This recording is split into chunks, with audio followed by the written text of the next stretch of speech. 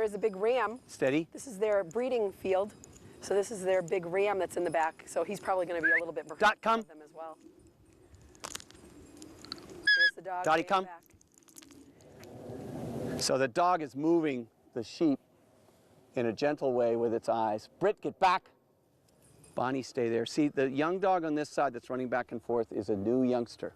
And she doesn't quite understand, you know, to get down. See how this one's getting down really nicely? All right. So it is now March the 13th, and what we are doing is we are breeding for fall lambs. And the fall lambs is kind of cool because everyone wants to have naturally fed, grass-fed animals. And these fall lambs will not see a drop of grain. They will be born in late August, early September, and they will be fed totally on hay crop aftermath, and they will go off for both the Christmas market and later in December. Great. Which is great. So that's all natural, no Midwestern grain. You know, we do supplement them sometimes a little bit of whole corn. There's a group here and there's another group in the other pasture.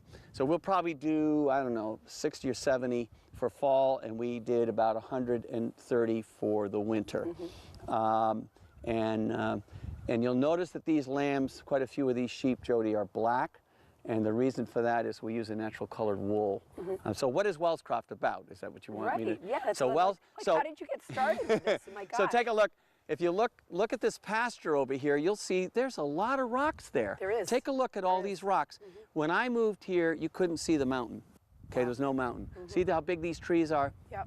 And I talked to our county agent, Bruce Clement, a little bit about what we could do, and he said, well, you know, you're not really going to make a lot of hay up here. You're not really going to grow a lot of crops. I think sheep.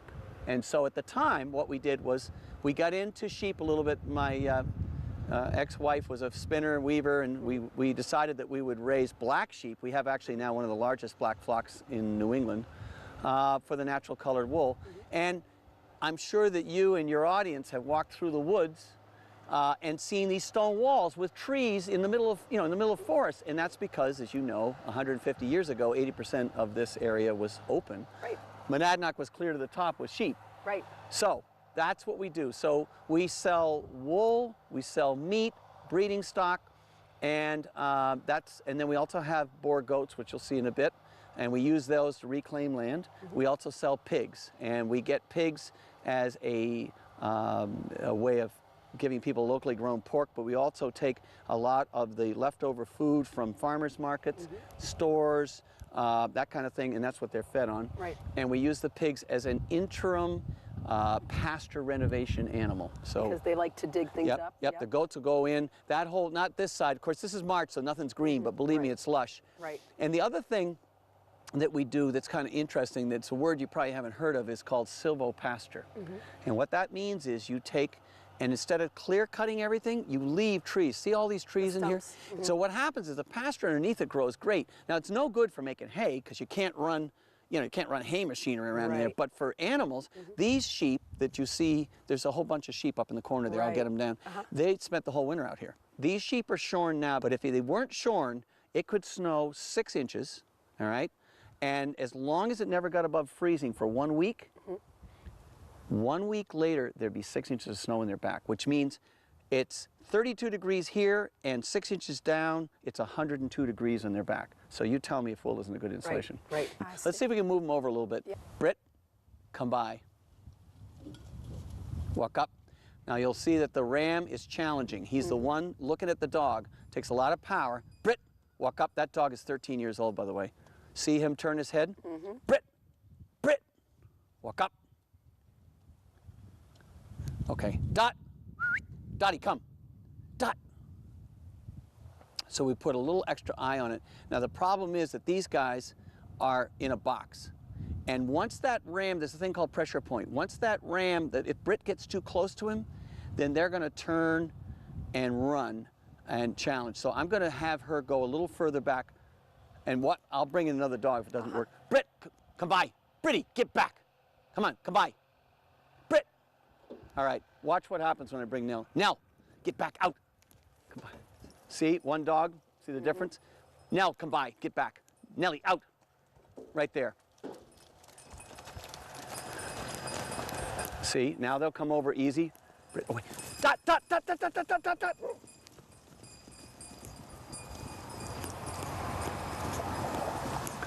Dot. She'll head him back and bring him right Bonnie, back. Walk up. See how fast she goes? When I blow this whistle 3 times. Out the loop. Bonnie, Bonnie, Bonnie, Bonnie. Boy, come on, Bonnie. Bonnie, out. Come on, out. Britt. Good Nellie, job. Nellie, get up. Get up. Very so nice. You do sheep, you do goats. I saw a goat being born the other day, and we have some footage of that. And having it, the mother cleaned it up, and I think it's in the barn now. We might even see it a little bit later. See that later, yep. Yep. Pigs, you have chickens. Yep, we have about 100 chickens. We supply the Harrisville store with some eggs. Yep. And then we have pigs. We only do like 16 pigs a year. Yeah. And you probably sell those as well? Yep. Oh yeah. We'll sell 250 lambs this year. Right. And that's mostly around Easter, or? No, we have various markets. We do the Easters, Greek and Roman. Then we also do what we call freezer trade. Somebody like yourself or your people who are watching this would order a half or a whole lamb. Right. USDA inspected, frozen, cut the way they like. Then we also sell market lambs for a lot of 4-H kids, people like that. Or say, Jody, you had a bunch of land that you wanted to clear. You would get some market lambs from us. You would raise them all summer long, and then they would go in the freezer. And then we also do breeding stock, and that's it. Wow. Same with the goats. Yep. And so you try to spread out your markets. And I think you were telling me the other day that goat meat is the most popular meat in the world. It's the most widely consumed red meat in the world, goat meat. Yeah, and I know a lot of you probably haven't had a lot of goat, but I used to eat goat quite a bit. I like Indian food. Yep. And they use a lot of goat, and it's just delicious. It's not fatty. It's very right there. Good. It's meat. And I only have a few goats, but my farm manager, Tiger Batchelor, has Hidden Birch Farm. Yep. He has quite a few goats. He has a lot of them, and he sells meat to end users like you, and he also sells it in the Harrisville store and various other places if people want to try it. Yeah, and I really think they should, because you just don't know. You eat steak all the time, or chicken or pork or whatever, but goat, that's, I don't know, it's just different.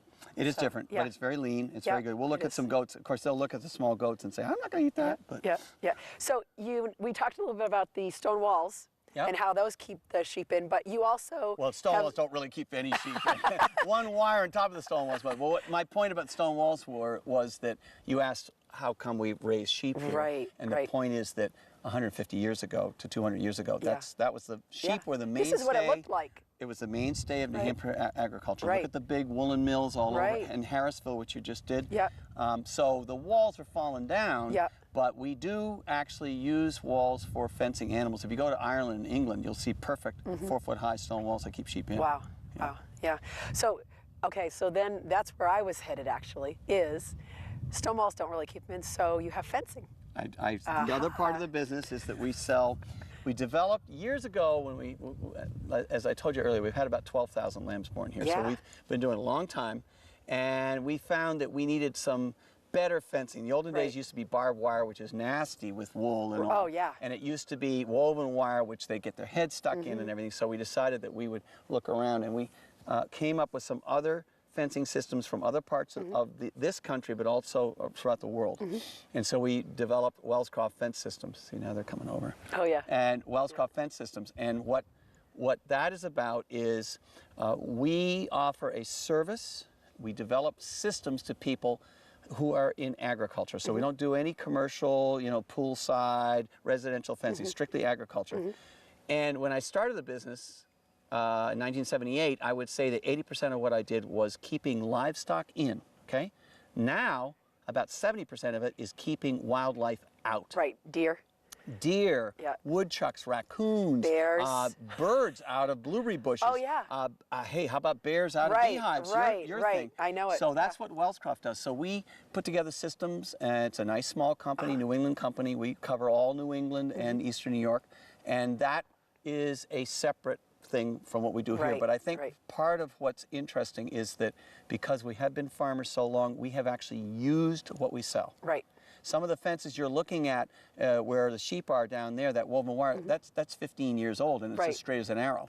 And so that's what people are looking for. So That's the other part of what we do. We're in Keene right now, we're in the Monadnock region. People probably know that the Woodard Pond area is one of Keene's watersheds. Right. And there's 10,000 acres out there.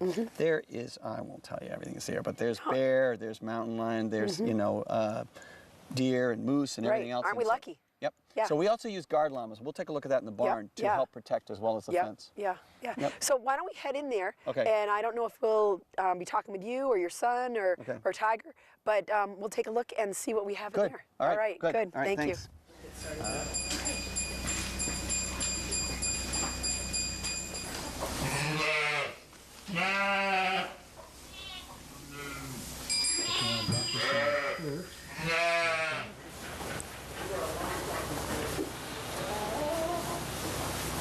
So as you can see, we are here at Wellscroft Farm with now Colin. Colin? Hello. Hi, how are you? Good. How are you? Good. So we're going to talk a little bit about the sheep and the goats and the llamas that you have here that pretty much protect the herd as well. They do. Yep. And you have a lot of little goats. Are little goats called something else beside goats? They're called kids. Kids, actually. okay. Yeah. So you've got all these kids in here and lambs. Kids and lambs. Yep. That's correct. Great. These are boar goats, and they actually originate from South Africa. And so they've That's where I think where I've seen them before. Yeah. Yep. They've traveled all the way. Not these particular goats, but the breed. The breed comes from there. Yep. And so these guys you're looking at in here are about a week old. Yeah. And we'll talk with. Let's see. Our farm manager is Tiger. Yeah, we'll talk with Tiger about those in a little bit. Sure. So we'll head over here and take a look at the sheep and the little lambs. Looks like everybody's pretty quiet. Now these were born probably 2 weeks ago or so? Yeah, anywhere from 2 weeks to 3 weeks ago. Yep. These lambs here are in what's called an owning pen, which basically is an area where the young lambs and their mothers can get to know each other a little bit before they go out into the bigger pens that you see in the distance there with more animals. So we like, first the lambs actually start off in what's called a jug, which is just a simple 4x4 pen that just that lamb and its mother get to know each other. And then after a couple days there, they move into this area. And they familiarize themselves and learn that they're not the only lambs in the world. And, and they learn who's who. Oh. And now they have some little tags on their ears. Each lamb gets a tag. It does a couple of things. One, it identifies whether they're a male or female. So the male lambs will have a blue tag and the females will have a red tag. And then also it has a number on it that represents what lamb number it is. So if we're sorting lambs later, we can do that by the number. We've had about, or just over, 13,000 lambs since we started way back when. So. And you have, what, a season, 200, 300 or something? Or? Yeah, now it's about 200 each season. So that's a lot of lamb. It is a lot of lamb. Wow. And now, what will happen? Does something different happen with the females than the males? Or how do you determine which ones you're going to keep and which ones you're going to send out? Yeah, that's a great question. So the ones that we keep, we generally, because we have the pick, we like to pick out the ones that have traits that we would like to breed for. So when the lambs are first born, we record sort of their stats, what type of litter were they in, or did the mother have twins, triplets, what is their body shape like? We like lambs with long bodies, not too woolly a face, all those kinds of traits. And then we'll pick out some that we call our replacements. Those are ones that will go into our own flock next year. So that's usually around 20 or so. And then a lot of people like to buy lambs from us as breeding stock to raise their own. So we'll sell them that way. And then we don't keep too many males because you don't want too many males on the farm. And then the remaining ones will get sold for lamb.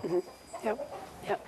It's so funny, I'm just looking at them now and I'm thinking, why is it that lambs look so cute? They're just, nobody ever told us that these were supposed to be cute. They just are. They're just so cute. Yep, they just are. And the funny thing is, people get them, they're cute, and then they grow up and they do become big sheep. Right. So just Some are like cute, too. kittens or puppies or bunnies or anything, they're cute when they're babies, but you have to also think about the fact that they will someday get bigger. Yep. Yeah. Yep. They do. Well, so when they're out in the fields, I know that you have dogs that will help herd, but what other animals might help them so that they can stay safe? That's a great question too. So a lot of people use llamas, which are great because they're very tall. They will protect the flock. They'll stand up above them, and they'll really keep an eye on the perimeter of the fence, looking for predators. We've had llamas attack foxes that have come into the pen, or coyotes.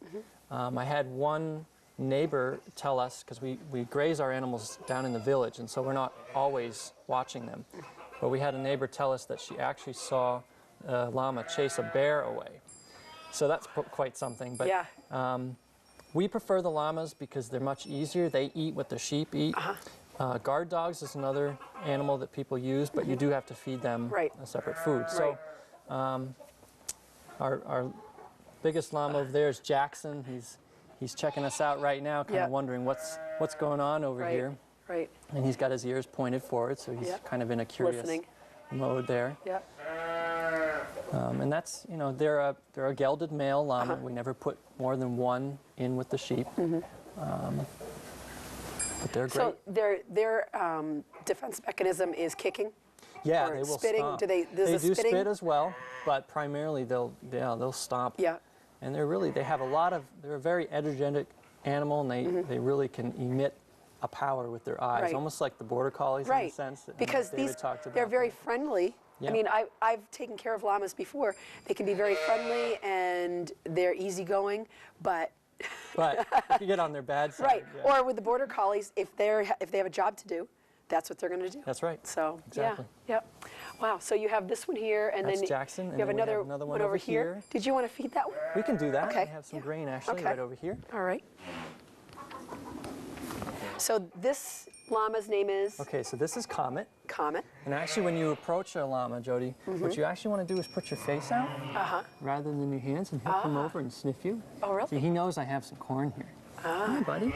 If you put your hand, sometimes they'll go away from it. Yep. So I have some corn here. We'll just give you. He wants a snack. Here you go. Okay. They're in the camelid family. You can see their teeth. His lips is Yeah. kind of split there. Yeah. Yeah. Parker and Sally Hansel Yep. have llamas, and I've taken care of them before. And I always have to be careful because one of them does like to spit. Yeah. But they are so friendly, and I'll feed him right out of my hand, one of them right out of my hand all the time, because, they just have this hierarchy anyway, that's probably what would happen if you had two of them together. That's exactly what happens. Right. I know that if Jackson were standing right here, that those two, Right. they wouldn't necessarily be spitting at you. They'd be Right. competing against each Right, other. and that's what it is, because Yep. these other two are just beautiful. Right. But Yeah. Comet's a very nice guy. He's younger, Yeah. but he's really done his job quite Yeah, well. yeah. So I have a question. I don't know if this really relates to all this, but hypothetically, if a llama was to get out, how would you attract him back into the fence? It's happened. Yeah. We generally catch them. And Yeah. But do you these guys lasso them, or? No, these guys are friendly enough. Sometimes we usually have the crook that David Yeah. was holding earlier, and we Yeah. can put it around their neck. And it takes a couple people, and sometimes they know they're not supposed to go. Yeah. So they'll usually just Yeah. stop, Yeah. and they'll let us come over and, Yeah. and catch them. When we lead them down the road in the village, we'll put a halter on his face. Right, But that would be the best, Yeah, if you had a halter. ideally At that's- least, yeah. What I found was just let the animal get hungry and get tired, and it will come back into the pen. So anyway, it only happened to me once, and we were lucky. So yeah. Well, this is great. So let me see. I think we're going to go see Tiger, and he'll tell us a little bit more about the Yeah, goats. Tiger knows a lot about Yep, goats. He has yep. some on his own farm. But, Yep. He's done a great job taking care of ours here. Yep. And Yeah. yeah, he can fill you in on that. All right. Good. Well, thanks. You're welcome. Here you go, Comet. Last bite. Make it count. So here we are in the lambing area, and I'm not kidding. Ha Ha! No, this is also the kidding area because we have some little goat babies in here. So we have Tiger here. He's going to tell us a little bit more about goats because you guys have been doing this for a few years. About 7 years. Yep, yep. And how did it get started?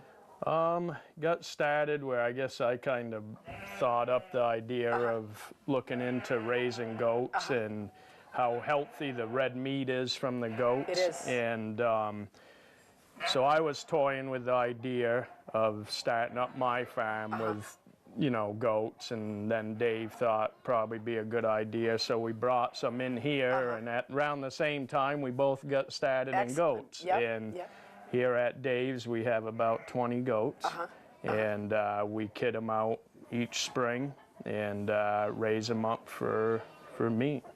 Yep. And you have your own, you say, as well? Yes. And so what do you do with yours? They're all raised for meat, and I sell breed and stock, and we have about 50 total on my farm, and me and Dave generally work together on moving animals, raising meat. I sell lots of different cuts, and David sells like halves and in wholes. And do you do the slaughtering right at your facility? No, that all has to be USDA processed. So when people do have goats, they have to realize that this is a farm, and we all know that we go to the store and we pick up packages of meat in the meat counter. So even though this is a little bit more intimate because you get to know the animals a little bit, this is a farm, and if you're going to buy meat, you want to buy local. I mean, that just makes sense. You know what you're going to buy. You know that it's what it's been fed. You know, a lot of this meat that you're going to buy from Wellscroft or any other local farms, in most cases, is going to be grass-fed, or at least you're going to know what it's been fed. So if you're going to make a choice, you're probably going to eat meat. If you're not a vegetarian or vegan, you're probably going to eat meat. So making a choice to eat something healthy is the best way to go. Yeah, and we find that with our customers, that's really nice because they actually can come here and see the facility, see the animals, see how they're raised, and you know, all these animals, whether they're lambs or kids, are raised, you know, with lots of love and care. And everybody that we've talked to here is upbeat and loving, and you know, I mean, it is a farm. But you guys, I mean, you can just tell everybody's happy. All the animals are making noise. And it's great. So we have a few sheep over here, and we have a goat over here, and I think this goat was this one was born yesterday. Yep. She had one single. And it's a nice little brown one. So would the mom mind if we take a look at her? No, we can do that. All right. And she's a red, which I understand is more of a prized kind of color. Yeah. And she's a female, which is another good thing. So we'll raise her up either for replacement for our stock here, or we'll sell her to another farm for breeding in the future.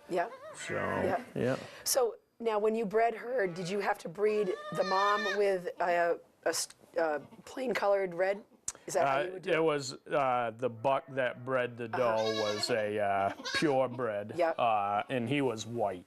He was white, So how do well, you he's got white and red in there, but it's the genes, you know. It's just the way it is. And you know, so occasionally we get some colored ones, but the traditional boar color is the white and red. Wow. And now, I know that most people don't realize this, but females do have horns. You know, cows have horns. That, you know, there's certain things that, you know, that people have to cut off. So just because an animal has horns doesn't always mean that it's a boy. So let's see. So where will these guys go from here? This summer they'll be out in the fields and free ranging, pretty much. We raise all the does. They'll go up back out on pasture when we wean the kids off. And they'll graze as long as we can graze them without, you know, any input of, you know, other commercial feeds or hay or anything until at least the first snow fly. And all the kids, like I mentioned, all the females will go through, sort all those.